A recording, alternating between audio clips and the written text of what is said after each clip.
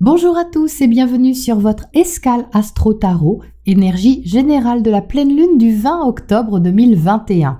Le soleil et la lune se font face dans l'axe bélier-balance, nous interrogeant sur notre positionnement face à l'autre, notre façon personnelle de nous engager, de nous ressentir dans un partenariat, une union ou un contrat. Le soleil en balance cherche l'équilibre et l'harmonie, l'entente, la justesse des rapports et du partage, dans la courtoisie autant que possible. Cependant, Mars est à ses côtés, activant davantage la relation ou le contrat qui pouvait jusque-là faire hésiter ou poser un peu question. Mars en balance n'est pas très à l'aise. Tiré à 4 épingles dans un costume 3 pièces, il doit s'adapter à l'autre alors qu'il a un caractère plutôt spontané et guerrier. Donc il veut bien tenir compte d'un partenariat, mais il garde tout de même son caractère impétueux. C'est un peu comme s'il disait au soleil « Bon, on va pas hésiter 107 ans non plus, hein, à un moment il faut trancher quand même, non ?» De l'autre côté du zodiaque, la lune est en bélier, donc chez Mars. C'est une place où les émotions sont vives, réactives et où on ressent immédiatement les choses, ce qui ne fait que stimuler Mars à passer instinctivement à l'action ou peut-être la déclencher. Soleil et lune sont en carré à Pluton, planète de la transformation, qui nous pousse à apporter un changement de fond purificateur dans notre façon d'être avec l'autre. Pluton a des côtés intransigeants, parfois manipulateurs, mais si on travaille avec lui, le pouvoir est mis à disposition de la profondeur, de la passion et de la vérité qui doit émerger de nous-mêmes. Vérité souvent enfouie, que nous cachons par peur de regarder nos zones d'ombre, alors que ce sont celles qui, paradoxalement, nous éclairent parfois le plus. En soutien, il y a un trigone à Jupiter qui repart en marche directe. Ça, c'est très positif et surtout aidant. On est encouragé à aller plus loin et à donner du sens à ce qu'on veut développer, sincèrement et avec confiance. Pourtant, avec mesure tout de même. Pourquoi ? Parce que Vénus, maître du soleil sur cette pleine lune, est en Sagittaire, chez Jupiter donc. Elle donne ici une couleur passionnée, optimiste et un peu idéaliste à tout ce qu'on chérit, au sens large. En quinconce à Uranus, elle dit « Ah, je suis sûre qu'on peut trouver un arrangement pour se sentir plus libre. Du moment qu'on est sincère et qu'on y croit, ça ne peut que marcher. Mais si !» Oui, peut-être, mais en remettant tout de même quelque chose en question au passage, pour s'adapter à une certaine nouveauté. Et cette chose en question parle bien, avec ce quinconce à Uranus, de notre façon de nous adapter sans perdre notre identité personnelle. Vénus est encore en sextile à Mercure. Les communications, infos ou échanges peuvent être agréables et encourageants, ou une en particulier. On a envie d'aller plus loin et de rêver à de grands espaces où on se sentirait pousser des ailes. Mais la position de Vénus demande aussi à rester intègre et équilibré, comme le veut le soleil en balance, car on peut ici s'emballer pour une relation, un projet, avec générosité, et ne pas forcément voir tous les paramètres. Le carré de Vénus à Neptune n'est pas encore exact, mais se prépare pour le 27. On pourrait donc avoir tendance à se laisser aveugler et espérer monts et merveilles. Cela ne vient pas forcément de l'autre, mais de notre désir de croire à un idéal. Alors la proposition de cette pleine lune est de nous inviter à avancer avec espoir tout en veillant à ce que ce soit juste. Pas tout donner, tout espérer, tout attendre. Se respecter dans nos investissements, sans se leurrer, mais parce que c'est juste. Juste pour nous-mêmes, juste par rapport à nos valeurs, sans espérer quoi que ce soit d'irréaliste ou d'utopique. C'est donc une énergie qui permet de poser une action mesurée, généreuse et ouverte qui convient à notre besoin d'intégrité. C'est l'action suivie d'un « on verra bien, c'est ce qui doit être et je fais confiance ».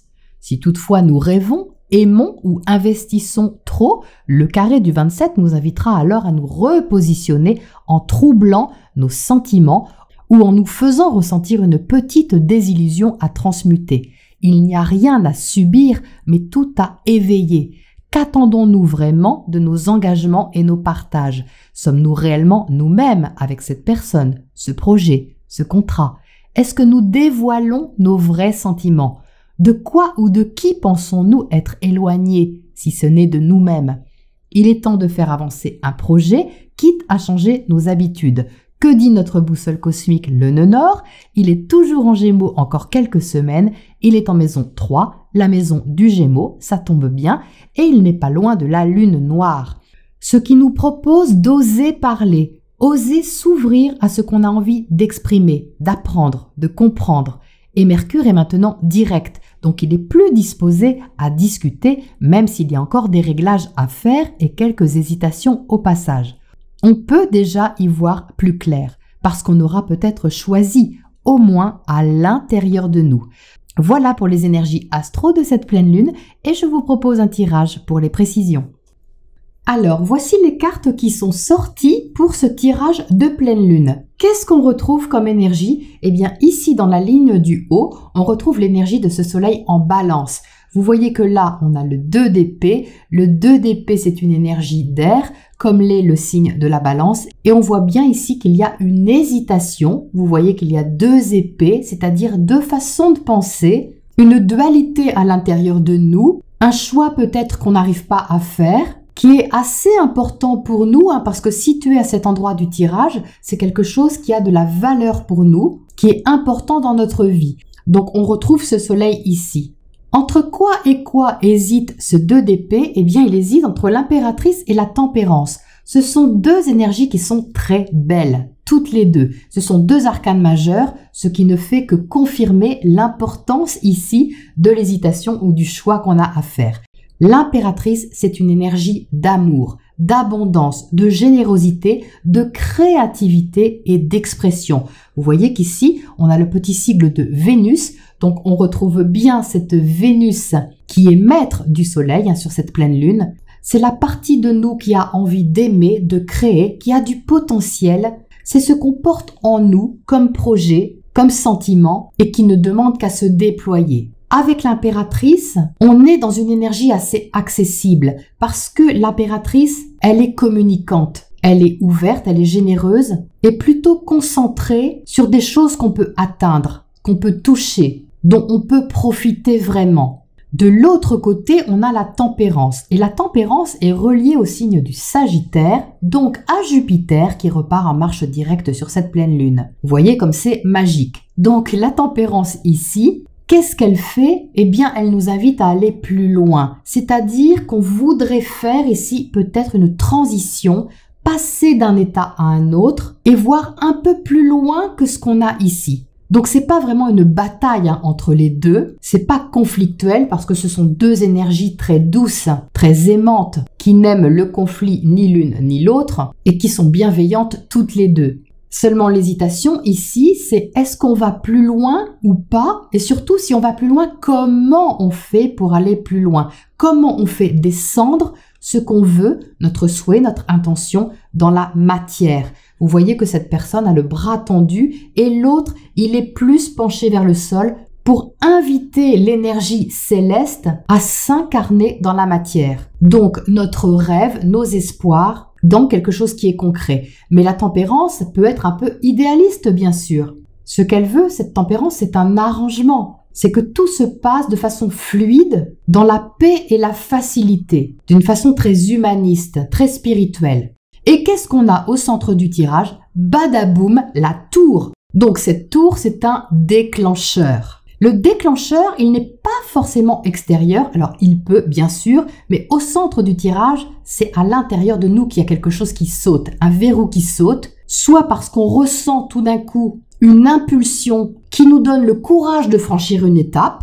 ou qu'on ressent avec cette lune en bélier instinctivement la direction qu'on est invité à prendre. Alors avec ce 8 de Pentacle, qui est la seule énergie de terre de ce jeu, on sait bien qu'il y a du travail, c'est-à-dire que là, avec le 8 de Pentacle, il y a de l'effort à fournir par rapport à un projet ou par rapport à une relation. C'est de la patience, de la persévérance et c'est du long terme. C'est la valeur du travail qu'on fournit. c'est ce qu'on est prêt à travailler dans la relation ou dans un projet. Vous voyez qu'il est en dessous de l'impératrice et il travaille avec acharnement sur peut-être le projet que l'impératrice lui a proposé. Puisque l'impératrice est fertile, elle a plein d'idées. On est prêt à fournir de l'effort puisqu'on se trouve ici dans cette attitude, c'est-à-dire la volonté de concrétiser quelque chose que l'on sent qui est riche ou enrichissant. Ici en dessous, on a l'étoile. C'est pour ça qu'on est motivé et qu'on est prêt à remonter nos manches parce que l'étoile ici, c'est de l'espoir. C'est le renouveau, c'est la liberté. C'est la façon d'exprimer ce que nous sommes vraiment de façon authentique qui est quelque part révélatrice pour nous. Parce qu'on est dans cette ligne en accord avec notre âme, avec notre direction, on suit notre étoile au sens propre du terme et on peut ressentir l'occasion d'aller vers cette direction. Et je vous parlais d'idéalisme un petit peu en intro et on le retrouve ici, vous voyez, parce que dans le bas du tirage, on a le 10 de coupe et la reine de coupe.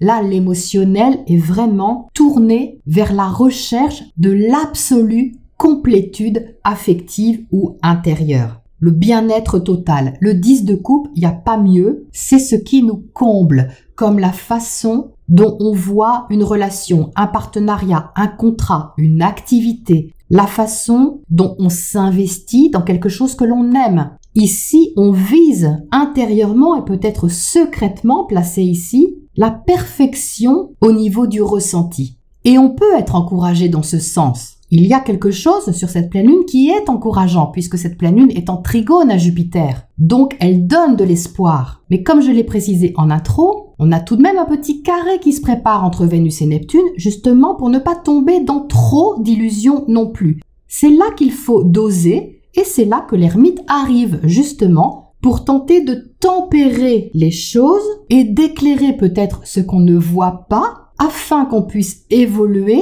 en toute connaissance de cause. Alors l'ermite n'est pas un saboteur, l'ermite c'est la voix de la sagesse, de l'analyse, cette petite voix en nous qui peut nous dire « Ok, il y a ça qui se libère, j'ai beaucoup d'émotionnel et d'espoir par rapport à ça, mais je prends quelques jours pour réfléchir, pour laisser descendre un petit peu ce qui se réveille ici et ne pas réagir ou surréagir spontanément. » Parce que la tour, c'est en même temps cette lune en bélier, qui est donc opposée à Mars, mais le lendemain, les 21 et 22 octobre, la lune va entrer en taureau. Et là, elle va croiser Uranus, l'éveilleur, le renouveau, la liberté. Donc, c'est une pleine lune qui va nous demander de débloquer quelque chose, au moins à l'intérieur de nous, sous forme de prise de conscience, histoire de préparer ce qui vient ensuite. Alors, qu'est-ce qu'on a pour éclairer ça? Je vais mettre une carte sur cette tour au milieu. Alors, on a l'as de pentacle et ça, j'aime bien parce que c'est justement une énergie de terre qui va chercher à ancrer les choses. Mais c'est tout petit. L'as, c'est vraiment le tout début. Donc, il peut y avoir comme une pierre posée à l'édifice, mais c'est une toute petite pierre. On est vraiment au tout début d'un chemin constructif certainement, mais pour que ça puisse être fiable et solide sur le long terme, il faut bien regarder avec cette ermite à côté de quoi est composé ce pentacle si vous voulez. Les conditions, l'organisation, les choses concrètes. En tout cas, c'est ce que l'ermite nous demande. Il nous dit « Ok, c'est bien beau tout ça, mais moi je demande combien, quand, de quelle façon, avec quels moyens et comment comptes-tu poser la première pierre ?» Que peux-tu faire pour ouvrir la porte à ce projet, à cette relation, à ce contrat, pour ne pas rester ni dans l'hésitation, ni dans l'idéalisation, mais bien dans la matière, dans ce qui peut être concrètement effectué. Donc ça, c'est chouette. Qu'est-ce qu'on a à côté de cette tempérance là-bas? On a le 6 de coupe. Donc le 6 de coupe est relié au passé, à une mémoire qui est plutôt affective, à quelque chose qui vous est familier, nostalgique et plutôt agréable. Vous pouvez renouer ici avec une personne que vous connaissez déjà ou vous arranger avec une personne du passé ou avec une activité du passé pour vraiment harmoniser ce que vous avez à donner de vous et ce que vous pouvez échanger de façon harmonieuse. Avec le 6, on est dans l'équilibre. On recherche de la douceur ici. Ça peut être quelque chose qu'on a espéré dans le passé aussi, hein, plus ou moins lointain, quelque chose qu'on avait toujours un peu en mémoire, hein, si on veut, ou un peu sous le coude, si vous voulez. Et là, eh bien, on peut trouver un moyen d'exaucer un peu quelque chose, hein. D'un autre côté, on est aussi invité à prendre en compte la façon peut-être dont on a aimé ou créé jusque-là, ou travaillé même dans certains cas, et à donner une nouvelle impulsion à ça, hein, parce qu'avec la tour et l'as de pentacle dessus, c'est un peu comme si on tournait son ouvrage, si vous voulez, pour travailler dessus un peu différemment. C'est ce que me dit aussi ce 8 de pentacle, hein, parce que ce forgeron, il tourne aussi son pentacle au fur et à mesure. Il ne tape pas toujours au même endroit, il l'égalise, il façonne, et donc au fur et à mesure, il tourne un peu son ouvrage. Il y a un savoir-faire, il y a un savoir-être, mais qui peut ici prendre un nouveau départ ou demander à être exploré d'une façon nouvelle. Allez, un petit oracle conseil pour terminer. Qu'est-ce qu'on a sur cette pleine lune en conseil ? On a faire un choix. Voilà, donc ça confirme ce dont il est question. C'est de choisir une direction, une option, quelque chose qui peut être quand même assez décisif, hein, sur cette pleine lune, au vu de la configuration du tirage. Donc le bon choix, eh bien c'est celui qu'on ressent, c'est celui qui libère une partie de nous, qui nous pousse vers le renouveau, qui nous pousse vers le changement, même si c'est un petit changement. Voilà pour ce tirage de pleine lune et je vous retrouve bientôt pour la prochaine escale.